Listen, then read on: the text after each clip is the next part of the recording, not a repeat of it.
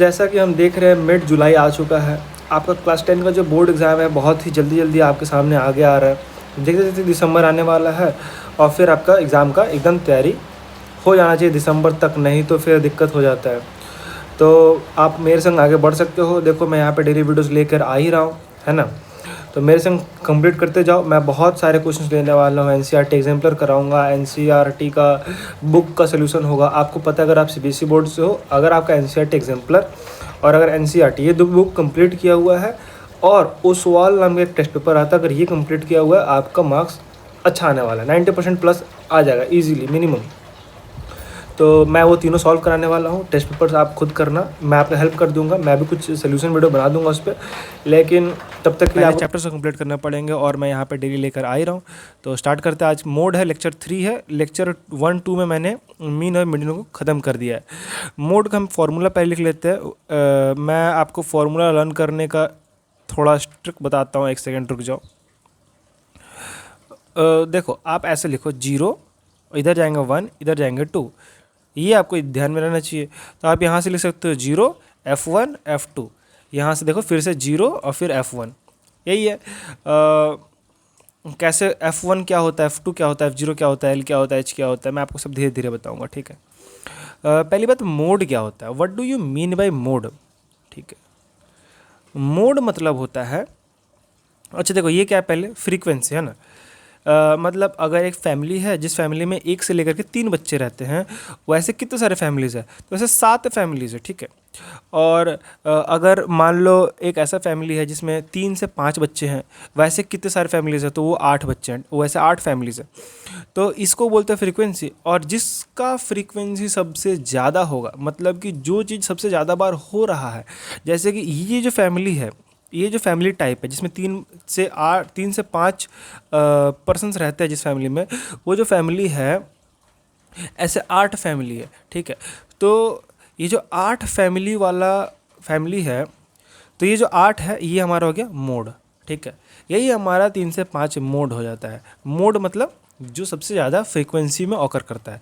तो यहाँ पे हम फटाफट से क्या बनाएंगे, देखो हम क्या लिख सकते हैं, एल मतलब होता है लोअर लिमिट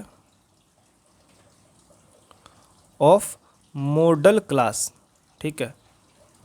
और आपको एक बात बता दूं, ये होगा हमारा F1, ये होगा हमारा F0 और ये होगा हमारा F2। आप लोग यहाँ से लिखना स्टार्ट करोगे 0 1 2, ठीक है। 1 किसको बोलना है, जो मॉडल क्लास है। जैसे कि यहाँ पे मॉडल क्लास कौन है, मॉडल क्लास ये है, तो इसका करस्पॉन्डिंग में जो फ्रीक्वेंसी आएगा वो हमारा F1 होगा, F1 है। और ऊपर से नीचे आ जाएंगे 0 1 2। अगर मान लो ऐसा होता कुछ रीज़न से 7 8 2 2 1, ये अगर हमारा F1 होता, ये अगर हमारा F1 होता तो हम इसको बोलते हैं F0 F1 F2, यहाँ से स्टार्ट होता है, ठीक है। 1 को हम मार्क कर लेंगे, उसके बाद हम लोग 0 1 2 कर लेंगे, ठीक है। तो फिर 1 सेकेंड,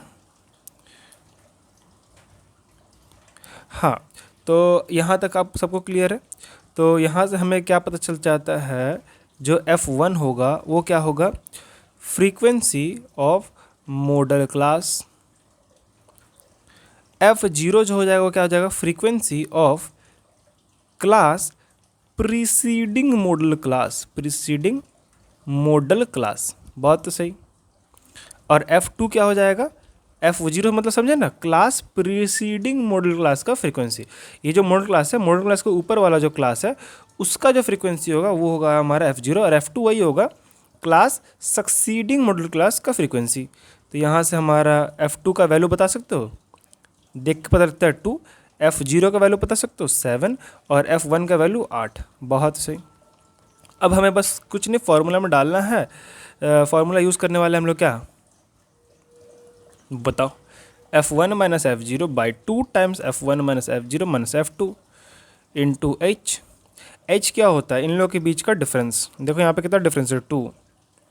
H को हम लोग बोलते हैं क्लास हाइट, और L कितना है, 3, lower limit of the model class.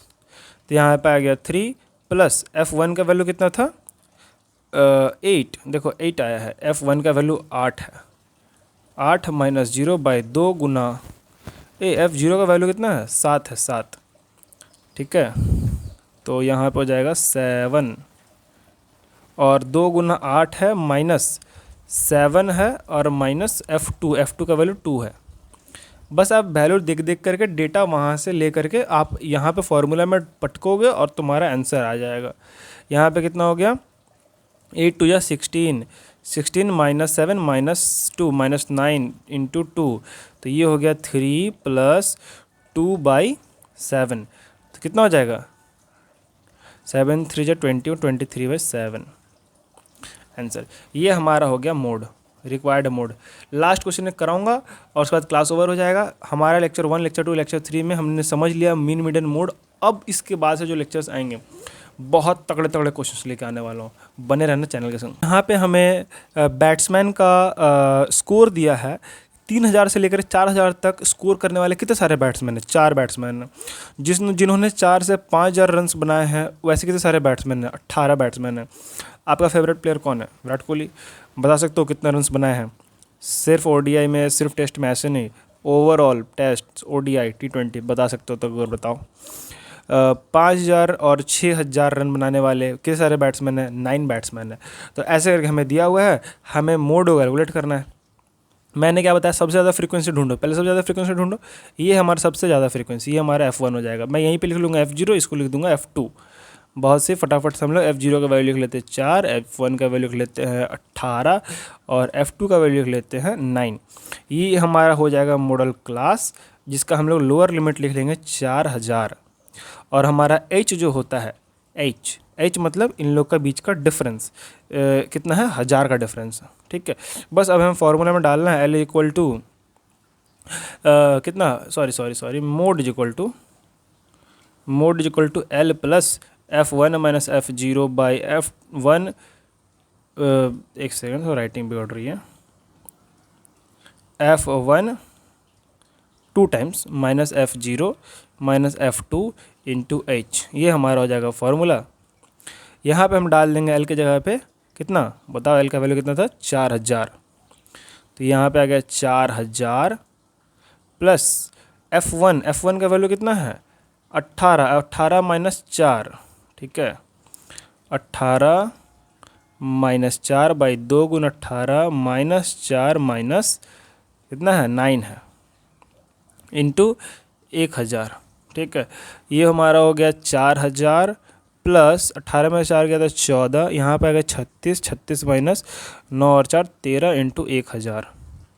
तो ये हो गया हमारा 4000 प्लस 14 बाई कितना, 26 इंटू 1000। ठीक है, 6 में से 3 सॉरी यहाँ पे 23 आएगा। बहुत सही, 23 आ गया। अब क्या हो जाएगा, 4000 प्लस 14000 बाई 23। ये कैलकुलेशन इजी है, आप लोग यहाँ पे डिनोमिनेटर का आप लोग एलसीएम लेकर के सब्सट्रैक्शन कर लेना। एलसीएम लेकर के ये हमारा एलसीएम हो जाएगा, आंसर जो आएगा वो हमारा मोड हो जाएगा। और यहाँ पे देखो क्वेश्चन में मीन निकालने के लिए भी बोला गया है। मीन निकालना आपका काम है, मैंने मीन निकालना सिखा दिया था लेक्चर 1 में ही। तो फटाफट से मीन को निकालो, कमेंट बताओ आंसर कितना आ रहा है, फिर मैं आपको बताऊंगा आप लोग का आंसर सही था कि नहीं। तब तक के लिए प्रिपरेशन करते रहो, टाइम निकला जा रहा है। मिलेंगे अगली क्लास में, बहुत सारे क्वेश्चंस लेंगे NCERT एग्जाम्पलर क्वेश्चंस, जो कि बहुत ही ज़्यादा कम्पिटेंसी बेस्ड लेवल क्वेश्चंस होते हैं। और आपके क्लास में से कि बोल दिया गया होगा कि इस बार एग्ज़ाम में कम्पिटेंसी बेस्ड लेवल क्वेश्चंस ज़्यादा पूछे जाएंगे। तो आई होप आपने पढ़ाई अपने तेज की होगी। मिलते हैं अगली क्लास में, बाय।